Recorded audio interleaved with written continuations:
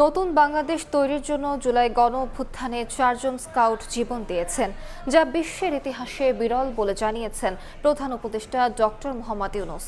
সকালে রাজধানীর তেজগাঁওয়ে প্রধান উপদেষ্টার কার্যালয়ে স্কাউটদের শাপলা কাপ অ্যাওয়ার্ড তুলে দেন তিনি। এ সময় প্রধান অতিথির বক্তব্যে নিজের স্কাউট জীবনের স্মৃতি রোমন্থন করেন ডক্টর ইউনূস। জানান, সপ্তম শ্রেণীতে থাকতে স্কাউটের সঙ্গে যুক্ত হন তিনি। এরপর নানা কর্মসূচিতে অংশ নিয়ে দেশ বিদেশ ঘুরেছেন।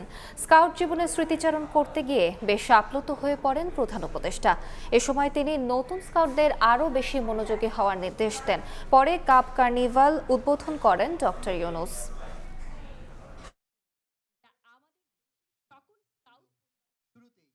বিশ্বের স্কাউটিং এর ক্ষেত্রে আজকে একটা বিশেষ গৌরবের দিন। 4 জন স্কাউট আত্মাহুতি দিল দেশের জন্য, দেশের মানুষের জন্য, নতুন বাংলাদেশ সৃষ্টি করার জন্য। সেটা দিয়েই এই ইতিহাসের সৃষ্টি। স্কাউটিং এর ইতিহাসে এরকম নজির আর কোথাও নাই।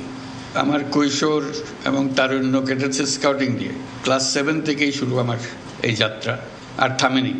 বিশ্ব জাম্বুরি হলো কানাডাতে 1955 সালে, 15 বছর বয়স তখন। সে কি মহা উৎসব, যাওয়া, আটলান্টিক পাড়ি দেওয়া, ক্যানাডাতে জাম্বুরি করা, সারা বিশ্ব দেখা। আমাদেরকে জাহাজে করে নিয়ে গেল, লন্ডন থেকে নিউ ইয়র্ক জাহাজে। এই সমুদ্র যাত্রা, বিরাট আটলান্টিক পাড়ি দেওয়া, বাচ্চা বাচ্চা ছেলে, পুরো জাহাজ মাতিয়ে ফেললো এই কজন ছেলে। আমরা যাচ্ছি, কিন্তু পুরো জাহাজের নিয়ন্ত্রণ এই বাচ্চাগুলোর হাতে চলে আসলো। গানে বাজনায় উৎসাহে ফুর্তিতে